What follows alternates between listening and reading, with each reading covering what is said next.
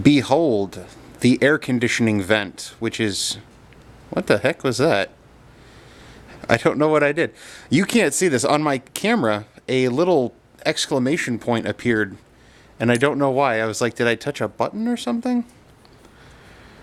Anyway, those of you who know... Well, those of you who've been watching my channel for a while are probably well aware of where I am right now. If not the exact location, at least the general premise.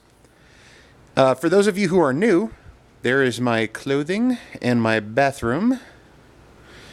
In the usually about the second week of December, sometimes the first, but the early part of December, the American Society of Health System Pharmacists, or ASHP, holds their annual meeting called they hold their mid-year clinical meeting and residency showcase.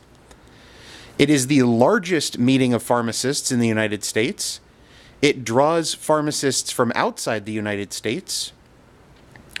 And for the most part, for me, the point of the meeting has been the residency showcase. So after you graduate from pharmacy school, you can do a residency, and you get additional training, and your first year is what's called pharmacy practice, and you rotate through a wide swath of different types of pharmacy practice. So you do internal medicine and ambulatory care, anticoagulation, diabetes management, maybe like oncology, infectious diseases, transplant, all kinds of stuff. Depending on where you are, the types of opportunities that they have differ. But for example, mine was all on ambulatory care and academia for the most part. Which academia, if you haven't heard that before, that just means they teach you how to teach people stuff. They train you to become a teacher and an academician. Your second year of residency, you don't have to do 2 years, so you can choose to just do one. You can choose to not do any. If you graduate from pharmacy school, you are perfectly qualified legally and in general to go work at any community pharmacy, or in general to get a job at a hospital as a staff pharmacist, which are the people who put in orders. Like the doctor writes an order, it gets faxed down into the pharmacy, and then staff pharmacists put the order into the computer system, make sure that the dose is right, make sure that there's no drug interactions, etc.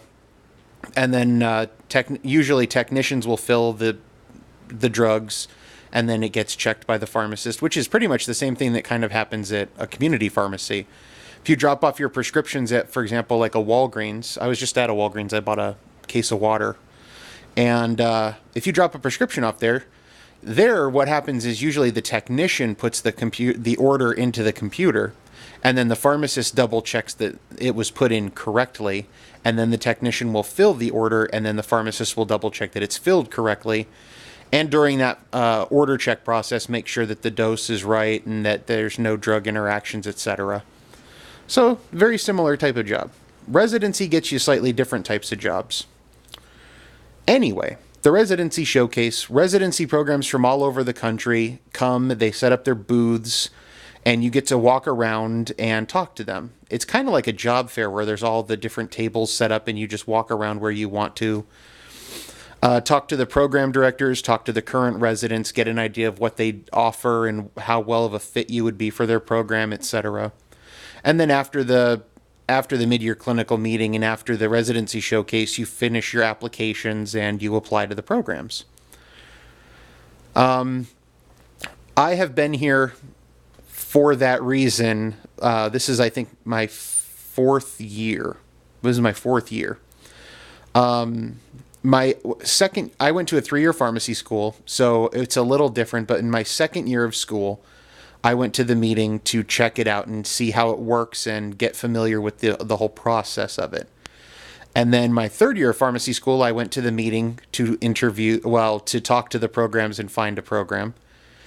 Then the year after that, I came back as a resident to find a second year of residency, and I do infectious diseases. So I have what's called a PGY2, Postgraduate Year 2 Infectious Diseases residency.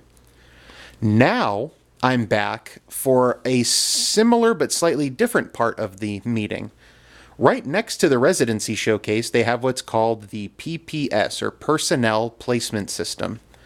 And the personnel, that's personnel NNEL, not ONAL. So it's personnel as in people rather than personal as in me. And employers, as well as some residency and fellowship programs, participate in PPS. And the difference is, rather than having just a bunch of booths sitting around and people walk up all willy-nilly, you get to schedule interviews before the meeting happens. So I've got 14 interviews scheduled over the next couple days. And you sit down one-to-one and talk to people. And it's much better for getting a sense of who people are.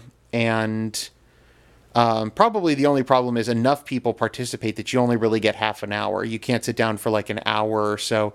Well, you could, but most people won't schedule that because there's so many people that they want to get to talk to a lot of people, but they can't sit down with all of them for an hour. That would take too long. So I'll be at the personnel placement system. I'll sit down, I'll talk to the people, get an idea of, now for this, it's employment. I'm looking for a real job. And it's mostly with schools of pharmacy, and then there's a couple quote unquote real jobs there too. One of the reasons I think that happens is, if you're a school of pharmacy, you probably have an associated residency program, and so you're already going to be at the residency showcase. And so it's not that much extra effort or expense to reserve a spot in PPS and talk to candidates that way.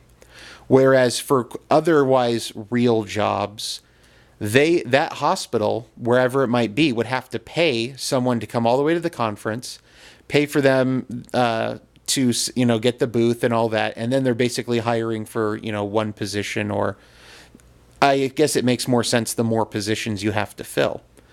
But it seems like for the most part those jobs aren't as represented as, for example, faculty jobs, and I think that's the reason why. So anyway, fortunately I wanted a faculty job, so it doesn't offend me at all that I'm interviewing for quite a few of them. I do have a couple real jobs lined up. One of the best parts is when you go onto their website, you create a profile and you fill in some information, and then you upload your CV, which stands for Curriculum Vitae, which is kind of like a resume, except it's not. They'll always tell you your resume should be like 1 page, maybe 2 pages. Your Curriculum Vitae should not. Your Curriculum Vitae should be several pages, and by several I mean mine is 8. And I graduated from pharmacy school a year and a half ago. Whereas as you gain more experience, as I gain more experience, I'm going to drop parts of the CV that are on there now, and I'll be adding others. But CVs in general are several pages long. Because Curriculum Vitae stands for record. I don't know if curriculum literally means record, but it's a record of your life. Your professional life. It shows all of the things that you've done since you've joined the profession. So it should be kind of long. The nice thing about the website, though, is after you fill all that in and put it in, then you can search for jobs and you submit requests to schedule an interview. So I did that for a bunch of them. But the programs can also search for you. And so I had several programs contact me to schedule an interview without me contacting them. And that just makes you feel all good inside, because it's like, wow, these people wanted to hire someone and they contacted me to fill that position in a way. Now, of course, like I said, this is just a get to know you kind of interview rather than a formal job interview. Any of the jobs I choose to apply for after this, I'm probably going to have, well, I say probably, I'll have to go through a formal application and a formal interview. And for faculty jobs, formal interviews often require you to teach a lecture, a full 45-minute to 1 hour lecture, and you're only presenting to pharmacists or other faculty members. And so they're critiquing you on your knowledge of the subject area and the presentation skills that you have. And of course, then there's all the other normal job interview stuff. All right, at 10 minutes, my camera cuts out, so that's the end of this video. Bye-bye.